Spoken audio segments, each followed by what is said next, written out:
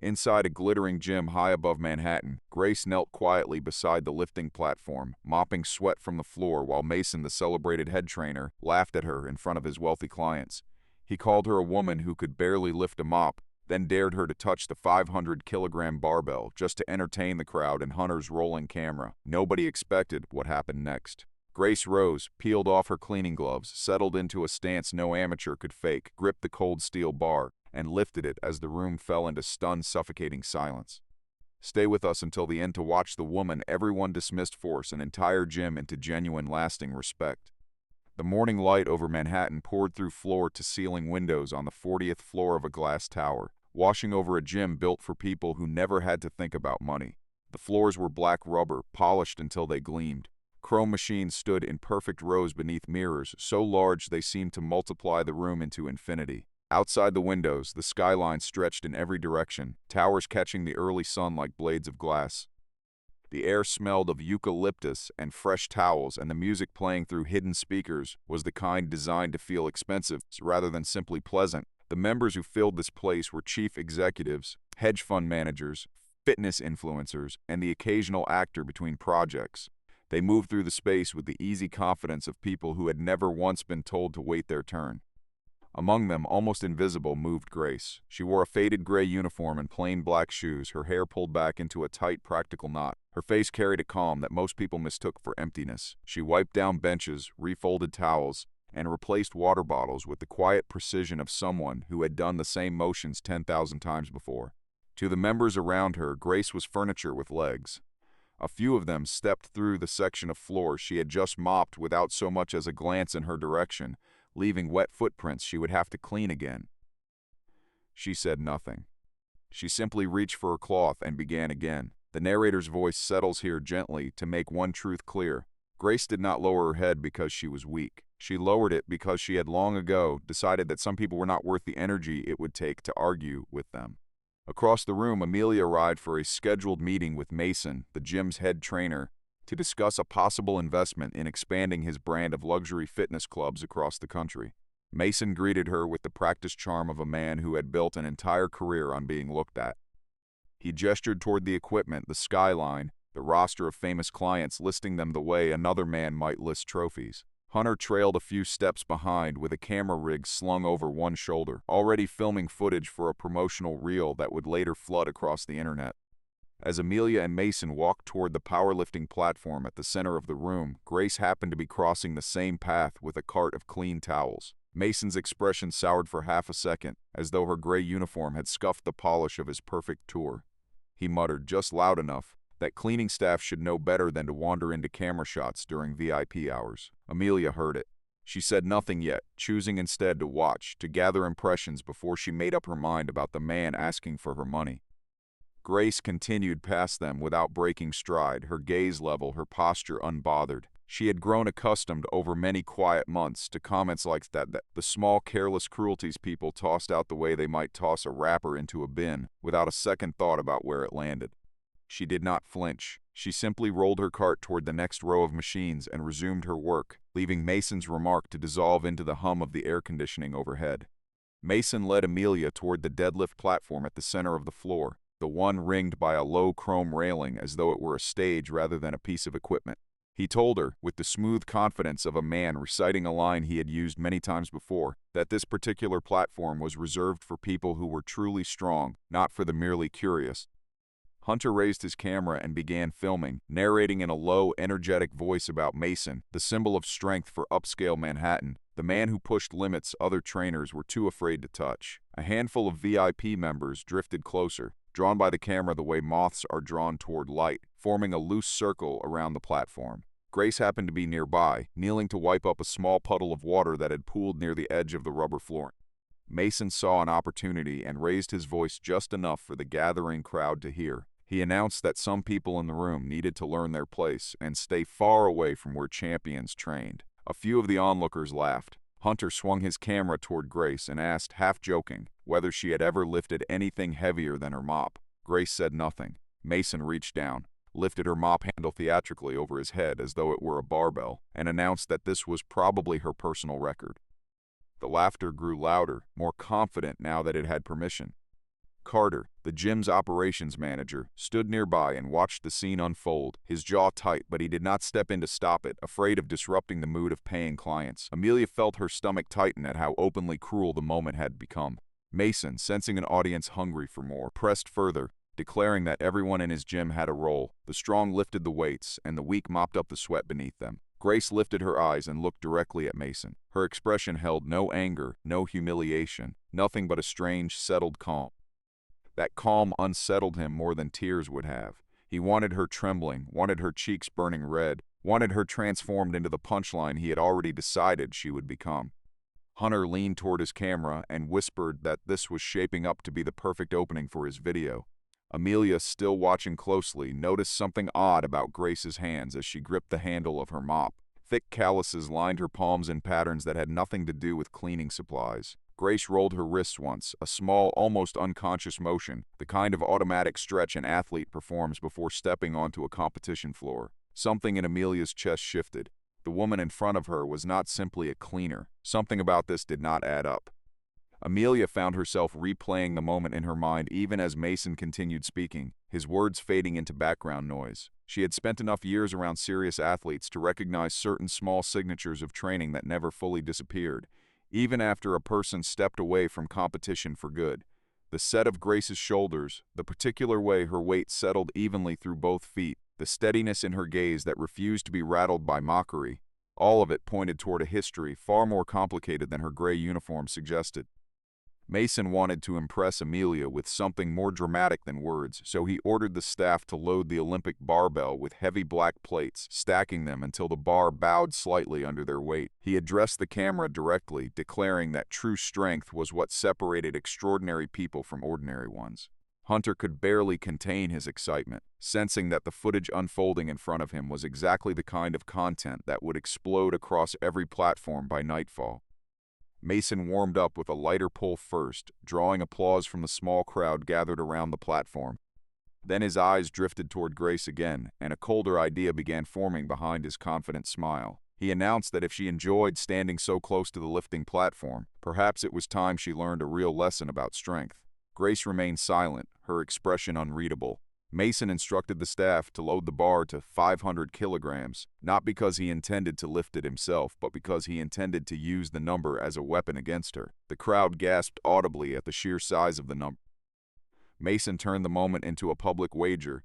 If Grace could make the bar so much as tremble off the floor, he would apologize to her in front of everyone present. If she could not, she would have to admit, on camera, that she was nothing more than a cleaner who had no business standing near real athletes.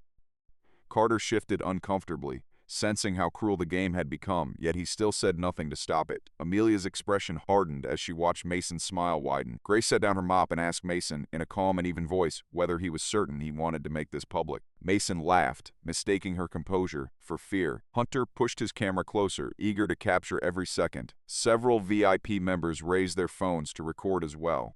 Mason ordered the small crowd to step back and give her room to perform what he assumed would be her humiliation. Grace did not step forward right away. She stood looking at the barbell for a long moment, as though staring through it into a version of her own past she had buried years ago. In her memory, she could hear the distant roar of competition crowds, could feel the particular silence of a stadium holding its breath, could recall faces she had once trusted who had ultimately betrayed her. She drew one slow breath, then she peeled off her cleaning gloves, folded them with deliberate care, and set them beside her bucket of water.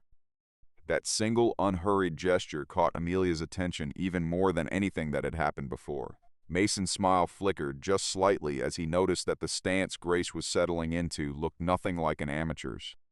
For a heartbeat, the noise of the gym seemed to fall away entirely, leaving only the hum of the air vents overhead and the faint creak of the barbell settling under its own immense weight. Grace rolled her shoulders back once, the motion small and economical, betraying nothing of the years she had spent away from any platform like this one. She had told herself, many times, that she would never need to stand in a moment like this again. Yet here it was, arriving uninvited, and she found she was not as afraid of it as she had once assumed she would be. The entire gym grew quieter as Grace stepped onto the platform, her gray uniform an almost absurd contrast against the enormous barbell waiting at her feet. Mason crossed his arms and watched, already rehearsing the mocking line he planned to deliver the moment she failed. Hunter moved his camera even closer, hungry to capture the instant he was certain would humiliate her completely. Amelia did not look away from Grace for even a second. Grace stood before the bar and studied it the way a craftsman studies a familiar tool, the spacing of the plates, the distance of her feet, the texture of the rubber beneath her shoes. She moved without urgency. Every motion she made carried a quiet exactness. One of the VIP members standing near the railing whispered that she looked like she had done this before. Mason overheard and snapped back that anyone could imitate a stance they had seen online. Grace lowered herself and wrapped her hands around the cold steel. Something in the air shifted, subtle but unmistakable. The narration lingers here on the stillness inside her body. Shoulders locked into place, spine held in a long, unbroken line, breath sinking low into her belly, eyes fixed not on the crowd but on a single point straight ahead. She did not pull yet. She simply let herself feel the weight of the bar, the weight of the moment, the weight of memory. Mason, growing impatient, told her not to stretch out her little performance any longer. Grace did not answer him. She began to pull. At first, the bar refused to move. A few people in the crowd let out small, mocking laughs. Mason's mouth curved into a satisfied smirk, certain that victory had already arrived. But Grace was not failing. She was simply building tension, the kind of tension only someone who understood the mechanics of true strength would recognize. A second later, the barbell shuddered. The faint clink of metal lifting free of the platform rang out like distant thunder through the otherwise silent room. Mason's smirk vanished instantly. Hunter lowered his camera for a moment, unable to trust what his own eyes were showing him. The bar rose from the floor in small, deliberate increments. Grace kept her spine straight, her feet planted, her face composed in a calm that bordered on something almost frightening in its control. The laughter in the crowd died completely. Amelia stood frozen, her breath caught somewhere between her chest and her throat. Grace pulled the bar past her knees, then locked hips forward, rising into a fully upright position. In that singular suspended moment, a cleaning woman in a faded gray uniform stood in the middle of a luxury Manhattan gym holding 500 kilograms steady in her hands. There was no triumphant music, no roaring applause, only an absolute and total silence that seemed to swallow the entire room. Grace held the bar long enough for everyone present to understand, beyond any doubt, that what they were witnessing was not luck. Then she lowered it back to the floor with the same controlled precision, without flourish, without celebration. The platform shook gently beneath the returning weight. For several long seconds, nobody in the gym moved or spoke at all. Even the soft background music seemed to fade into irrelevance against that silence. Somewhere near the back of the crowd, a phone slipped from someone's hand and clattered against the rubber floor, the sound absurdly loud in the stillness, yet nobody turned to look. Every eye in the room remained fixed on the woman in the gray uniform, who had just rewritten, in a matter of seconds, everything anyone had assumed about her only minutes before. After lowering the bar, Grace did not celebrate. She simply reached for her gloves again, as though preparing to return to her work, as though nothing unusual had happened at all. The crowd around the platform remained frozen, some of them rechecking the plates stacked on either end of the bar, unwilling to believe that the number really was 500 kilograms. Hunter rewound his own footage on the small screen of his camera, his face draining of color as he watched the clip back. The footage showed exactly what everyone had just witnessed. Grace lifting the bar with flawless technique, controlled and complete. Mason scrambled to regain control of the moment, insisting loudly that the weights must have been loaded incorrectly. A staff member checked the plates and confirmed the total weight was accurate down to the kilogram. Mason pivoted instantly, claiming that one lucky lift proved absolutely nothing about anyone's actual ability. Grace said nothing in response, simply standing with her gloves now back on her hands. Amelia turned to Mason and asked, in a voice noticeably colder than before, why he had forced an employee into a humiliating spectacle in front of his paying clients. Mason brushed it off as nothing more than harmless fun meant to liven up the room's atmosphere. Amelia told him flatly that humiliating another person was not anyone's idea of sportsmanship. Hunter wanted to upload the footage immediately, certain it would explode in popularity, but Mason ordered him to delete it before it spread any further. Amelia stepped in immediately and instructed everyone that no footage from the gym floor was to be deleted under any circumstances. Carter began to panic quietly, aware that this entire situation could threaten the very investment deal he had been counting on. Grace asked for permission to return to her shift, eager to step away from the attention gathering around her. Amelia called her back gently and asked whether she had ever competed in athletics before. Grace answered only that whatever she had once been was a long time in the past. The vagueness of her answer only deepened Amelia's certainty that there was a story here worth uncovering.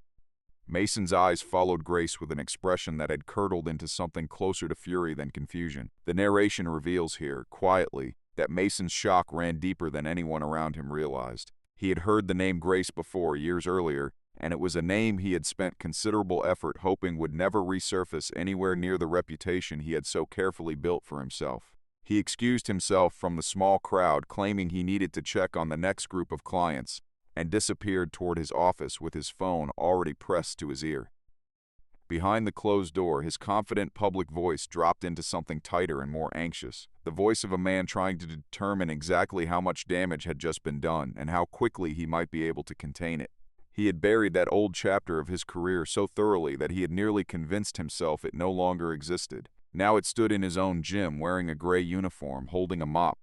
Amelia could not shake the image of that lift from her mind. She had spent years around professional athletes through her work in sports and wellness investment, yet she had never once seen anyone display the kind of composure Grace had shown beneath that bar. She asked her assistant to quietly pull whatever employment records the gym kept on Grace. The file turned out to be remarkably plain: a part-time cleaner, always punctual, never filing a single complaint, never once requesting any special treatment. What struck Amelia as strange was that Grace had never used the free membership benefits available to staff, despite having worked at the gym for nearly 2 years. Carter mentioned, almost as an afterthought, that he had sometimes seen Grace standing near the lifting platform after closing hours, simply looking at it, never once touching the equipment. Amelia decided to reach out to Liam, a sports journalist who had once investigated several scandals within the powerlifting world. The moment she said the name Grace, Liam fell silent for a long stretch of time. When he finally spoke, Liam explained that Grace had once been an extraordinarily rare talent in American powerlifting. She had never become famous, he said, because the media had little interest in promoting an ordinary woman without sponsors who kept outperforming athletes backed by far larger budgets. Grace had broken several records in smaller competitions and had been quietly predicted to become the next major figure in the sport.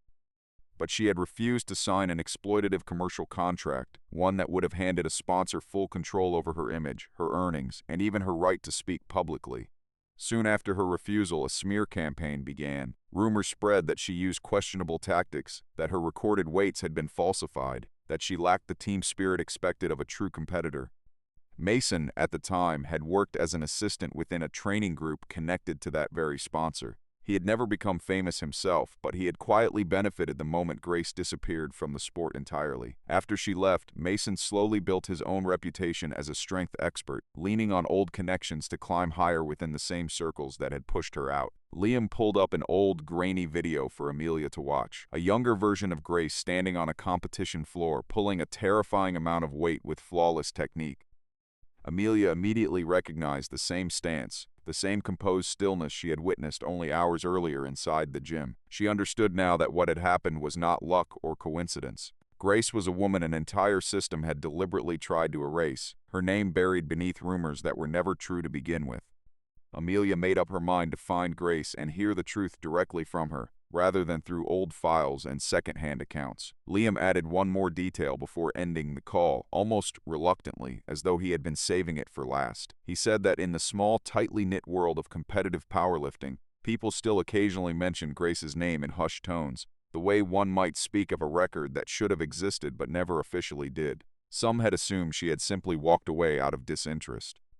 Few had ever guessed that she had spent the years since scrubbing the very kind of gym floors that athletes like her once trained on. Amelia thanked him quietly and sat for a long moment after the call ended, turning the unfairness of it all over in her mind. Amelia found Grace after her shift had ended, once the gym had emptied out and the lights had dimmed into a softer evening glow. Grace was folding towels and tidying the locker area, her movements as unhurried and methodical as always. Amelia approached not as an executive issuing instructions, but as someone genuinely searching for understanding. She asked Grace why a woman with such evident ability would choose to work as a cleaner. Grace answered calmly that there was nothing shameful about honest work. Amelia agreed, but added that what truly deserved shame was watching people use their power to humiliate someone for entertainment. Grace fell quiet for a moment before offering a brief account of her past. She said she had once believed sports were the fairest arena in the world because a barbell could never lie about what it weighed. But the people who stood around that barbell could lie about almost anything else. Grace explained that she had been pressured to sign a contract designed to strip away her independence, threatened with losing her place in competition, and slandered publicly the moment she refused to comply. She had not left the sport because she was weak, she said, but because she refused to let her life be controlled by people who saw her only as a product to be packaged and sold. Amelia asked why she had never fought back to clear her name. Grace replied that when someone has no money, no media platform, and no team of lawyers behind them, the truth can sometimes feel impossibly small against the noise made by people who hold real power. The words struck Amelia harder than she expected. Grace added that she had not lifted the bar earlier that day to prove anything to anyone.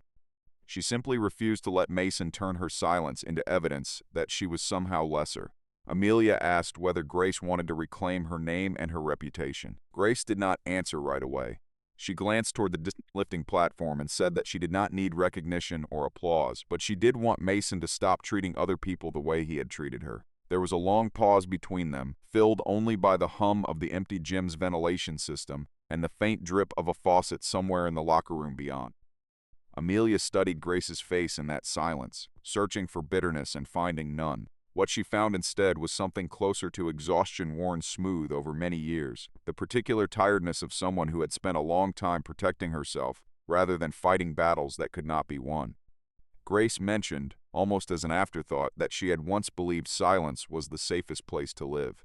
Nobody could humiliate a woman who refused to give them a reaction worth repeating. Amelia asked gently whether that silence had ever actually protected her or whether it had simply made her easier to overlook. Grace considered the question for a moment before admitting that perhaps it had done both at once. This was the quiet turning point where Grace shifted from simply enduring her circumstances toward something closer to deliberate action. Though neither woman spoke the change aloud just yet, Hunter could not keep the footage contained for long. A short clip of Grace lifting 500 kilograms while still dressed in her cleaning uniform found its way online, carrying headlines about a cleaning woman who silenced a famous head trainer without saying a single word. The clip spread rapidly, gathering attention from every direction. Public opinion split quickly into competing camps. Many people praised Grace as something extraordinary. Others insisted the entire moment must have been staged. Mason seized on that doubt as his opening to fight back. He posted publicly that the lift had only ever been a planned promotional stunt, claiming Grace had been prepared in advance and that he himself had orchestrated the entire moment to help the gym go viral. He tried to position himself as the architect behind a moment that had, in truth, humiliated him completely. Hunter felt the pressure mounting as well, knowing that admitting the truth would expose him as someone who had gladly joined in mocking a defenseless employee. Mason pressured Carter into confirming publicly that the entire scene had simply been a lighthearted internal activity. Amelia chose not to respond publicly just yet. Instead, she quietly gathered further evidence. Security camera recordings, statements from staff members, the raw, unedited footage from Hunter's camera, and the old records Liam had already uncovered. Curious strangers began showing up at the gym hoping to catch a glimpse of Grace in person. Grace disliked the sudden attention intensely. She continued arriving for her shifts exactly on time, mopping floors, avoiding cameras whenever she could. Mason grew increasingly furious that Grace refused to transform into the character he wanted to control through the media narrative he was building. He decided to organize a public powerlifting event at the gym, framing it as an opportunity to verify the truth once and for all. On the surface, he claimed the event would settle any lingering doubts about the viral clip. In reality, Mason intended to engineer circumstances that would guarantee Grace's failure in front of an even larger crowd. He believed she was older now, long removed from competitive training, and that she would crumble under the weight of intense media scrutiny. Amelia recognized immediately that this so-called event was nothing more than an elaborate trap. Grace understood it just as clearly, yet she had no intention of stepping back from what was coming. In the days leading up to the event, the gym buzzed with a strange electric tension that had nothing to do with workouts. Reporters called Carter's office repeatedly, asking for a remark, asking for confirmation, asking whether the viral clip had truly been genuine. Members whispered in the locker rooms, splitting into factions of believers and skeptics. Mason rehearsed his lines in front of the mirror after hours, practicing the tone he would use to reclaim the narrative, certain that confidence alone could rewrite what everyone had already seen with their own eyes. Grace, for her part, told no one of her plans. She simply kept showing up, kept mopping the same floors, kept folding the same towels, carrying her quiet resolve like a weight she had decided, finally, to stop setting down. The gym arranged a verification event packed with VIP members, sports journalists, fitness influencers, and a live audience watching through countless screens around the city. Mason transformed the occasion into his personal stage, dressed in expensive training gear, standing beneath bright overhead lighting while he spoke at length about transparency and the true spirit of athletic competition. Amelia attended as well, though she chose not to stand near him. She sat among the observers instead, watching everything with the careful attention of an investor making a final judgment. Grace arrived in her clean, simple uniform rather than any kind of competitive attire. Her appearance sent a ripple of whispers through the gathered crowd. Mason could not resist asking her, directly in front of the cameras, whether she was certain she did not wish to change into something more appropriate. Grace answered evenly that she felt no shame about the work she did. Her response settled over the room and silenced several voices that had been murmuring only moments before. Mason announced the rule for the event. Grace would lift to 500 kilograms again, this time in front of an independent panel of observers. He assumed she would be terrified now that the moment was no longer spontaneous. Grace agreed, but added one condition of her own. She insisted that the full, unedited footage from the earlier incident be played publicly before she attempted anything, without a single cut or alteration. Mason's confident expression faltered instantly. Amelia rose from her seat and confirmed that the condition was entirely reasonable. Hunter was forced to surrender the original footage. The recording played across a large screen for everyone present to witness. The crowd watched as Mason mocked Grace, dared her, called her lesser, and tried to turn her into a public joke. Murmurs of disapproval spread quickly through the room. Mason tried to insist it had only been harmless humor, but his voice had already lost its earlier confidence. Liam stepped forward, introduced as an invited journalist for the occasion. He revealed a portion of the older records he had gathered, proof that Grace had once been a competitive powerlifter slandered after refusing an exploitative contract years earlier. Liam kept his explanation brief, offering just enough evidence for the audience to understand that Grace had been unfairly erased from a sport she had once excelled in. Amelia turned to Mason and asked, in front of everyone, whether he had known about Grace's background before hiring her. Mason avoided the question entirely. Carter finally found the courage to speak, admitting that Mason had specifically instructed him never to include Grace in any internal activities, despite knowing she had a background in competitive powerlifting. Mason found himself cornered, with no easy way out. He snapped that regardless of her past, Grace still needed to prove herself today in front of everyone watching. Grace walked calmly toward the platform. This time there was no laughter waiting for her. Nobody in that room looked at her as a joke any longer. A hush settled over the room as she passed, the kind of silence usually reserved for moments people sense instinctively that they will remember for years afterward. Phones rose into the air once more, though this time not to mock her, but to capture something nobody wanted to miss. Amelia caught Grace's eye for a brief second as she walked by, and caught Beast's possible nod, an acknowledgement that needed no words attached to it at all.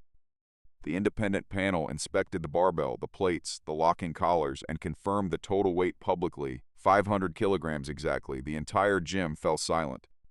Grace stood before the bar, still dressed in her plain cleaning uniform, and the narration pauses here to make one thing clear. She needed no competition gear to remain entirely herself. Mason stood nearby, sweat beading faintly along his hairline, waiting for the failure he was certain would finally return control of the moment to him. Amelia watched Grace with open, unmistakable respect. Hunter kept his camera trained on her, though the mocking energy from before had completely drained out of his expression. Grace bent down and tightened the laces of her shoes, then straightened the small name tag pinned neatly to her uniform. That tiny gesture carried its own quiet statement. She was not denying who she was. She stepped into position. The room filled with nothing but the faint whir of cameras, the sound of careful breathing, and the soft clink of metal settling under tension. Grace wrapped her hands around the bar. In her mind rose every insult she had absorbed over the years, that she was too poor, too stubborn, too ordinary, not commercially valuable enough, not worth remembering. This time she did not push the memories away. She let them settle into her muscles like fuel. Grace began to pull. The barbell was staggeringly heavy, yet her body showed no trace of panic. Her knees locked in perfect rhythm, her spine held its line, her shoulders drew back with practiced control. The bar lifted free of the floor. A few people in the audience began to cry, overwhelmed by the realization that they were witnessing something extraordinary unfold in front of them. Mason took an involuntary half-step backward. Grace pulled the bar past her knees, paused for one suspended heartbeat, then completed the motion entirely, Rising into a fully locked, upright stance, she stood beneath the bright lighting, holding 500 kilograms steady in her hands. This time, the silence in the room was not shock. It was reverence.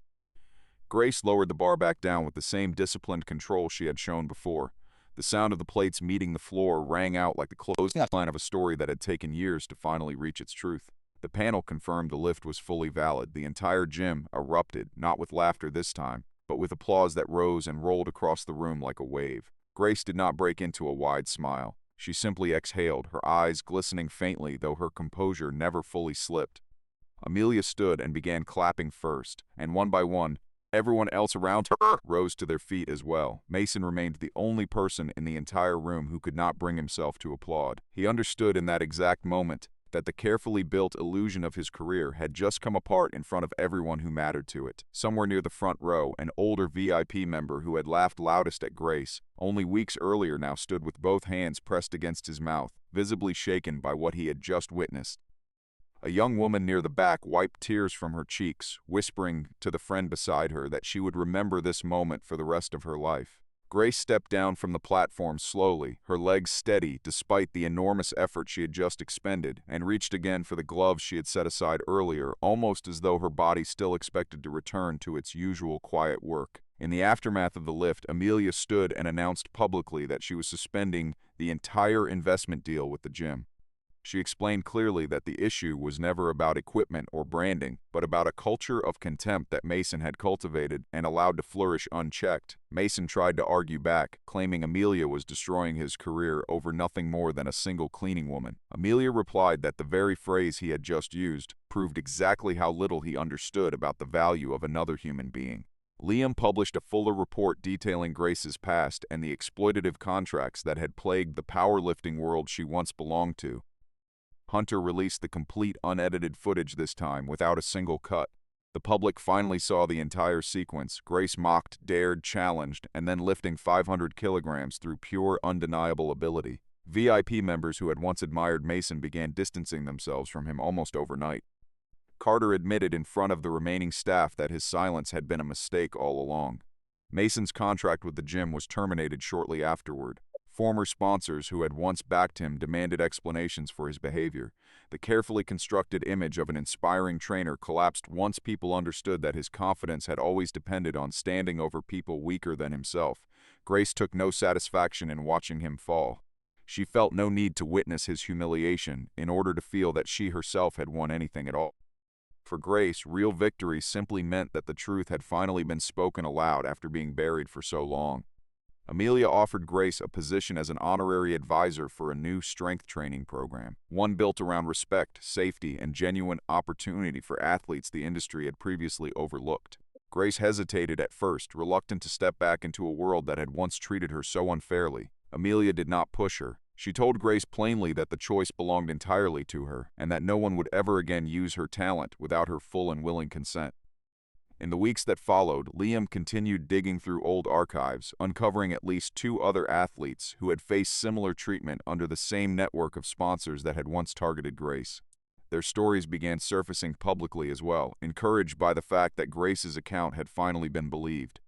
Carter, in a small act of quiet redemption, helped locate old paperwork that corroborated several of these claims, work he completed without asking for any credit or recognition in return. Amelia made certain that none of this unfolded as a spectacle. There were no press conferences staged for sympathy, no manufactured outrage designed to draw clicks. The truth simply moved forward at its own steady pace, gathering weight the way a stone gathers moss, slow and certain, and impossible to dismiss. Weeks later, the gym looked noticeably different. Mason's image no longer appeared on any promotional wall or advertisement.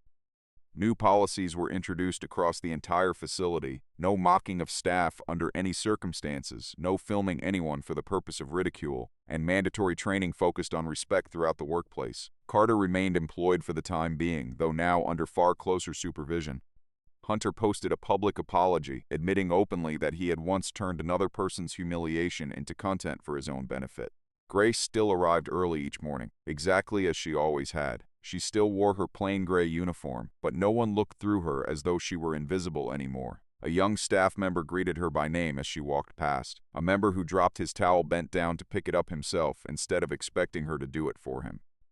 Grace understood that the world had not transformed entirely overnight, but at least this particular corner of it had begun to change. Amelia met Grace beside the lifting platform one quiet afternoon. She handed her a new proposal, not an exploitative contract this time, but an invitation to collaborate entirely on her own terms. The new program would support athletes without money, without connections, without media attention behind them. Grace read through the pages slowly, taking her time, saying nothing for a long while. Then, for the first time in this entire story, she allowed herself a small, genuine smile. In the final scene, Grace walked toward the lifting platform while the gym still sat empty and quiet. She rested her palm against the cold steel bar. There was no laughter waiting there. No mockery lingered in the air, only the soft light of a Manhattan sunrise spilling through the windows, and a woman finally standing before her own strength without needing anyone's permission to claim it. She thought, briefly, of all the years she had spent believing that staying small was the only way to stay safe, of every door that had quietly closed on her without explanation, of every name that had been spoken louder than her own, simply because it came with more money behind it. None of that noise mattered to her any longer. She thought of her gloves folded neatly beside her bucket on so many ordinary mornings, and of the strange full circle that had brought her back to a version of herself she had once believed was gone for good.